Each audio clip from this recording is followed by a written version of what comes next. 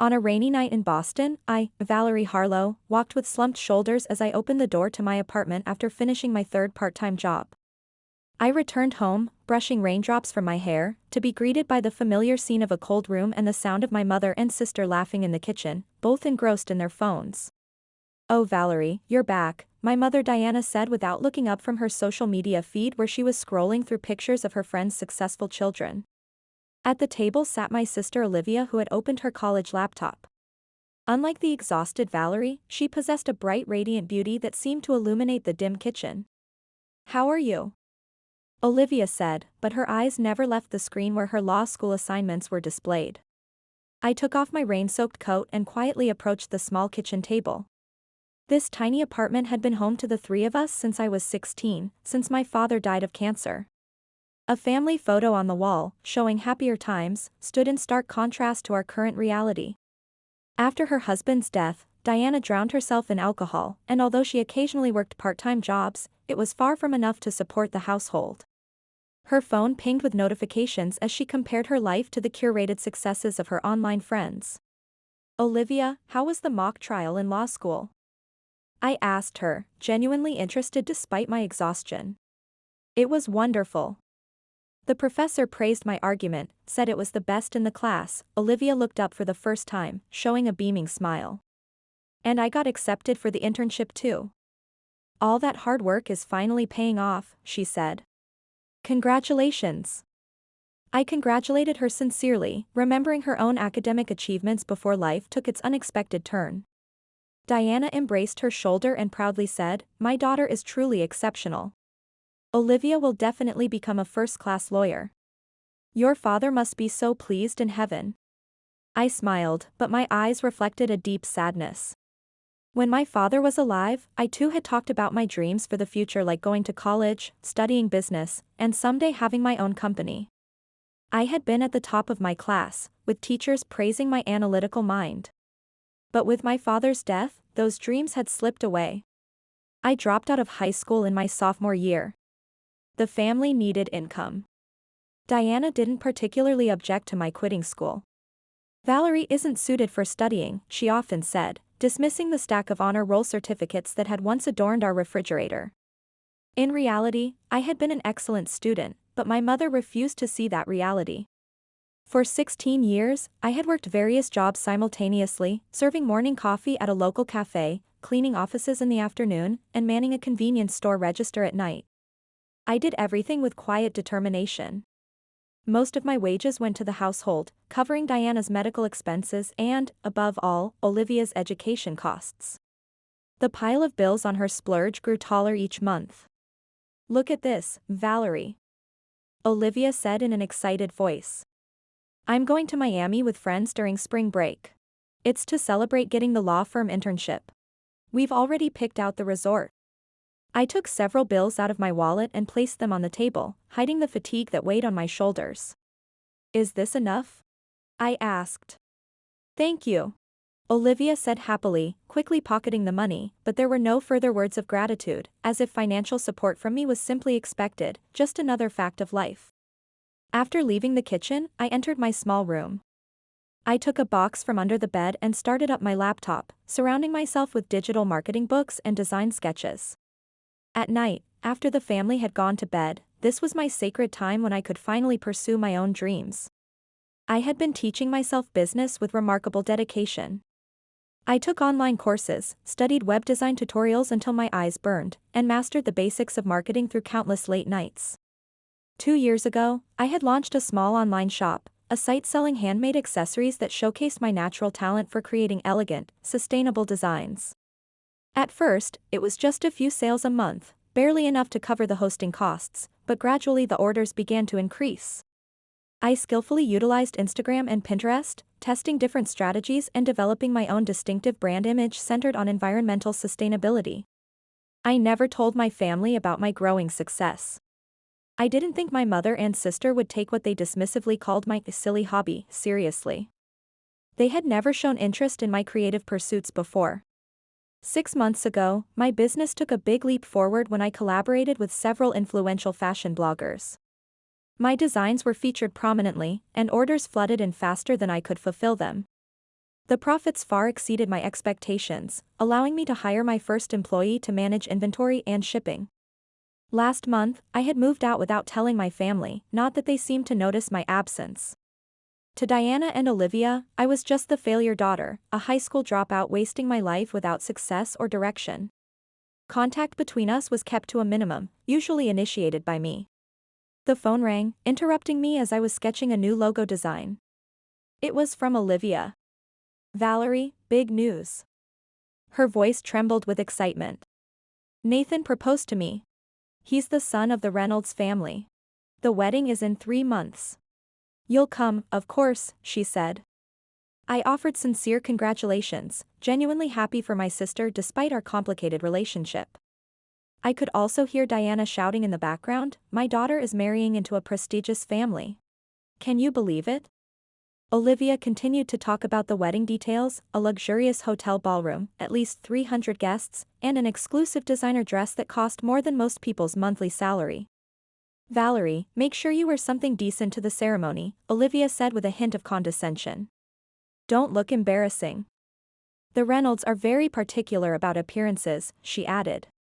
After hanging up the phone, I stood by the floor-to-ceiling window of her office, gazing at the Boston skyline glittering in the night.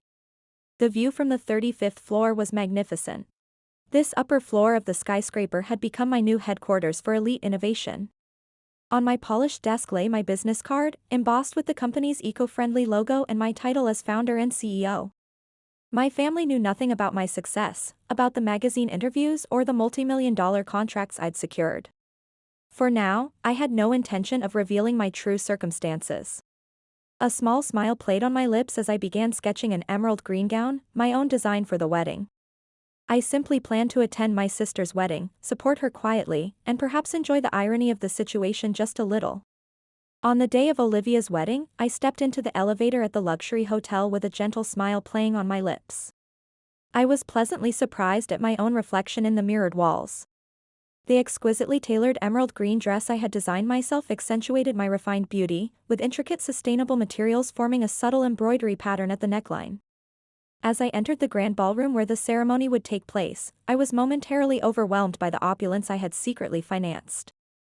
Crystal chandeliers cast a warm glow over white roses and silver accents, creating a winter wonderland atmosphere that Olivia had always dreamed about. "Valerie, you came." Turning around, I saw Diana approaching. My mother was dressed in a flashy red dress with glittering costume jewelry adorning her neck and wrists, clearly attempting to look the part of mother of the bride. "Of course, Mother. It's Olivia's special day," I smiled kindly, genuinely happy for my sister despite everything. Diana looked me up and down with appraising eyes and said, "Where did you buy that dress? It looks expensive." That scrutinizing glance was as close to a compliment as my mother ever came. "Have you greeted the Reynolds family yet?" Diana asked, already looking past me toward the wealthier guests. "Not yet," I answered. "Hurry and go introduce yourself. It's important to make a good impression on them." "Behave in a way that won't embarrass Olivia as her sister," Diana instructed with a dismissive wave. I nodded quietly, maintaining my composure. I walked around the venue, greeting familiar faces, old high school friends who remembered my academic achievements, former neighbors, and relatives from my mother's side. When asked about my current life, I would vaguely answer, "I've started a small business," watching as interest quickly faded from their expressions. After the sumptuous lunch that I had arranged with the 5-star catering service, it was time for the reception. The groom, Nathan, was a tall, imposing man with intelligent eyes filled with love as he gazed at Olivia. Olivia, dressed in a pure white designer gown that cost more than most cars, looked exactly like the perfect bride she had meticulously planned to be. "Ladies and gentlemen, it's time for the toast," the MC announced through the crystal-clear sound system.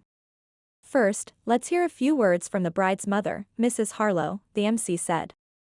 As the venue fell silent, Diana walked to the stage with confident steps and took the microphone, a beaming smile plastered across her face. "Thank you all for gathering here today for my daughter Olivia's wedding," Diana said with practiced charm. "I am truly a blessed mother to have such a wonderful daughter and to see her being welcomed into the prestigious Reynolds family today." Diana paused dramatically and looked around the venue. When her eyes stopped on me, her expression changed subtly, hardening at the edges. Let me tell you all a little secret, she changed her tone of voice, continuing with false lightness as if sharing an amusing anecdote. Actually, the bride Olivia is my only real daughter. A few uncertain laughs spread through the venue as guests exchanged confused glances. Diana, emboldened by any reaction at all, raised her voice even more. Some of you may know my other daughter, Valerie. Where is she? Ah, there she is. Diana pointed directly at me. Suddenly, the venue's spotlight swung toward me, flooding me with harsh light as hundreds of eyes turned in my direction. My body stiffened involuntarily under the scrutiny. She is not really my daughter in spirit, and honestly, she's been nothing but a disappointment, Diana said with a cruel laugh. No advanced degree, no husband, high school dropout. She has absolutely nothing going for her, very different from my brilliant Olivia, isn't she?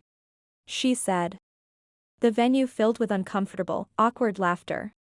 Most guests had confused or horrified expressions and exchanged concerned glances with each other. I felt my face flushing hot with humiliation, but I maintained a dignified expression, my years of enduring similar treatment helping me keep my composure. But today is the day to celebrate my pride and joy, Olivia, Diana continued, pleased with herself. She graduated from a prestigious university with excellent grades, built a wonderful career in law, and now becomes a member of one of Boston's finest families. I couldn't be prouder. As Diana was about to put down the microphone, Olivia stood up and said with forced cheerfulness, Mom, may I say something? She went on stage and took the microphone from her mother, wearing what appeared to be a smile but looked more predatory upon closer inspection. Everyone, you may have been surprised by my mother's words, Olivia said with practiced charm. But Mom, don't tease my sister too much. She might cry like she always does when things get difficult, Olivia added. More uncomfortable laughter rippled through the venue. I remained seated quietly, staring at my wine glass, my fingers tightening almost imperceptibly around the stem. Actually, my sister has always helped me, Olivia continued with a voice dripping with false gratitude. How dedicated she was. Working those little jobs, doing whatever she could so I could go to college, even giving up her own dreams. Wasn't that sweet of her? Olivia's words seemed to convey gratitude on the surface, but her tone held a cutting edge that sliced through any sincerity. So today, I want to express my gratitude to my sister, because I'm here partly thanks to her sacrifices. Isn't that what family is for? Olivia looked directly at me, her eyes revealing a complex storm of emotions, guilt battling with superiority, resentment mingling with a hint of fear. I slowly stood up from my seat. The venue's attention shifted like a wave as hundreds of eyes turned toward me. I began walking toward the stage with measured steps, my posture radiating a quiet dignity that seemed to transform the atmosphere around me. Olivia's expression clouded with sudden uncertainty. She had clearly never expected such a response from me. I had always endured the barbs and insults in silence, never once fighting back against the family narrative. As I ascended the steps to the stage, Olivia instinctively stepped back, suddenly diminished by my composed presence. I took the microphone from her hands with deliberate slowness, my face bearing a gentle smile that held no trace of bitterness. The grand ballroom fell into a complete, breathless silence. Diana's face drained of color, anxiety replacing her previous smugness as she watched this unexpected turn of events unfold. I held the microphone with graceful confidence and calmly surveyed the entire venue. There were no tears in my eyes, no trembling in my hands. Only a quiet determination that commanded attention more effectively than any shout could have. Now, I said, my voice though soft somehow filling every corner of the vast room, let's begin the real celebration. I stood motionless on stage, commanding the space with quiet authority. The atmosphere in the venue had transformed completely, the uncomfortable laughter from moments earlier had evaporated into stunned silence. My emerald green dress, illuminated by the stage lights, created an almost ethereal glow around me, highlighting the quiet dignity of my presence. Diana tried to grab my shoulder to pull me away, but I gracefully sidestepped the attempt. Olivia watched me with an expression that betrayed conflicting emotions, fear mingling with reluctant curiosity, as if witnessing a side of me she'd never imagined existed. I brought the microphone to my lips and began speaking in a measured, composed voice that carried throughout the room. Today, I am truly delighted that my dear sister Olivia has exchanged eternal vows with the person she loves. I wish them a lifetime of happiness together. My voice contained no trace of anger or sarcasm. It was a genuine blessing, spoken from the heart. The palpable tension in the venue eased slightly as guests relaxed their shoulders. As some of you may know, our family has faced significant challenges since our father passed away. Our path has not been an easy one. I took a deep breath, my eyes momentarily gazing into the distance as if looking at a screen projecting memories from years past. When I was 16, my father was suddenly taken from us by cancer. In that moment, everything we knew changed completely. My voice trembled slightly with genuine emotion, but I quickly regained my composure, standing tall. I made the decision to drop out of high school during my sophomore year. Many of you might assume, as my mother has often stated, that I simply wasn't suited for academics, I said. I looked directly at Diana, whose face was rapidly turning a deep shade of red. But the reality was different. I quit school because our family needed financial support. After my father's death, my mother struggled with grief and was unable to maintain our household financially. My sister Olivia still had a bright future ahead of her, and I was determined that she should have the best education possible, regardless of our circumstances. I slowly looked around the venue, making brief eye contact with guests who were now listening with rapt attention. I worked 3 jobs simultaneously, serving coffee at a local cafe every morning at 5 a.m., cleaning office buildings throughout the afternoon, and manning a convenience store register until midnight. I averaged 4 hours of sleep daily. I smiled softly, without bitterness. Yet I never considered myself unhappy, because knowing my earnings could help my sister attend a prestigious university and study law was deeply fulfilling. I was also able to cover my mother's medical expenses during some difficult times, I continued. Diana had now completely lost color in her face, mouthing and "stop it" desperately to me while glancing anxiously at the Reynolds family, who were watching with intense interest. As my mother pointed out, I am indeed a high school dropout. I have no children. I've never been divorced because I've never married, I laughed softly, inspiring a few genuine chuckles from the audience. But whether those facts make me a failure or not, I'll leave to your judgment. I personally take great pride in the path my life has taken, I said. I paused briefly to take a sip of water, the entire room hanging on my next words. I'd like to share something with all of you today. This beautiful wedding celebration that we're enjoying. I'm the one who financed it, I said. The venue erupted in astonished murmurs. Olivia stood frozen, her mouth open in shock, her perfectly applied makeup unable to hide her disbelief. When Olivia called to tell me about her engagement, I was genuinely happy for her. I've always wanted my sister to find joy, I continued with sincere warmth. I wanted to help her have the celebration she'd always dreamed about, with all the luxury and beauty she deserves. You must be wondering how someone like me, a high school dropout, could possibly afford to fund such an extravagant event, I smiled, confidence radiating from me. 7 years ago, I started an online business selling handmade, sustainable accessories. What began as a small shop run from my bedroom has grown exponentially. Today, Elite Innovation partners with numerous Fortune 500 companies on eco-friendly design initiatives, I said. Gasps and exclamations of surprise rippled through the astonished crowd. Our company is committed to innovative design and environmentally responsible manufacturing methods that don't compromise on quality or beauty.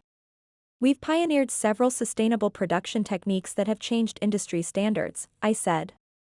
From the corner of the venue, a distinguished elderly gentleman rose to his feet. His presence commanded immediate attention from everyone in the room. Miss Valerie Harlow, the gentleman's authoritative voice carried clearly across the ballroom. Are you truly the founder of Elite Innovation? The same visionary entrepreneur who was featured on the cover of last month's business magazine? I nodded calmly, my composure unwavering. Yes, that's correct. You must be Frederick Reynolds. It's an honor to meet you, sir, I said. The venue buzzed with even more excited whispers. Frederick Reynolds, Nathan's uncle, was renowned as one of America's most influential business leaders, whose opinion carried tremendous weight in financial circles. I've followed your company's remarkable growth with great interest, Frederick continued, genuine respect evident in his tone. Your pioneering work in sustainable fashion has created a new paradigm for the entire industry. I believe your company's revenue exceeded $100 million just last year. I smiled modestly. We're still very much a growing company with much to learn, I said. The atmosphere in the venue had completely transformed. People who had been looking at me with pity and condescension moments ago were now gazing at me with newfound respect and undisguised amazement. Diana had turned deathly pale, almost collapsing into her chair as her carefully constructed narrative crumbled around her.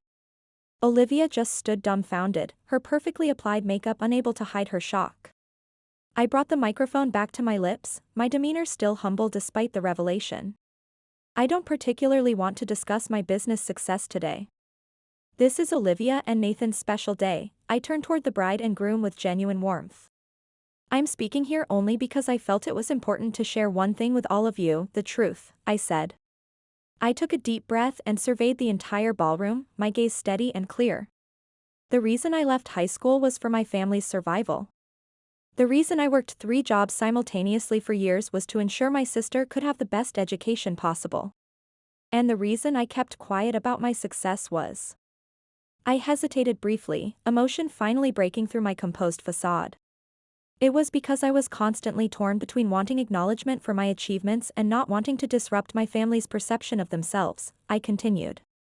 For the first time since taking the stage, tears welled up in my eyes, but I made no move to wipe them away, standing tall with quiet dignity. I have always loved my mother and sister, even during the times they dismissed me as a failure. I never resented giving up my initial dreams for them, because to me, that's what family truly means, supporting each other through difficult times, I said. The venue fell into a profound silence. Tears glistened in the eyes of many guests, moved by my words. Eventually, I came to understand that my own life also deserved to be lived fully. So 3 years ago, I finally moved out and began forging my own path, relying on my own strength and determination. I discovered that the skills I had developed during those years of sacrifice had prepared me perfectly for entrepreneurship, I continued. My gaze softened as I looked at Olivia, my eyes reflecting genuine care despite everything. Olivia, you are my sister, and I care deeply about you. I've always wished for your happiness, and I sincerely congratulate you on your marriage. Turning to Nathan, I added, please take care of my sister. She deserves happiness. Addressing everyone, I concluded, this is my journey, from high school dropout to who I am today. I have no regrets, as every challenge shaped me. I said. Applause began with one person, then spread throughout the ballroom until an extraordinary silence fell. As I prepared to leave, Diana grabbed my arm forcefully. Why are you telling such lies? Who would believe you're successful? My mother demanded, voice shaking with rage. Mom, everything I've said is true, whether you believe it or not, I responded calmly. Diana shouted, face flushed, I raised you. How could a high school dropout become a CEO? It's absurd. Frederick Reynolds approached, his presence commanding attention. Mrs. Harlow, your daughter's success is factual. My firm works directly with elite innovation, featured in Forbes as a top 10 fastest-growing sustainable business, he said. Diana stood speechless while Olivia approached hesitantly. Is it true? You paid for everything? She whispered. I nodded gently. I wanted you to have your dream wedding, I said. Tears welled in Olivia's eyes. But we always treated you, she said. Even as just a dropout, I loved our family, I said quietly. I gave up my dreams for yours. I still wish for your happiness. My words resonated throughout the venue, touching many hearts.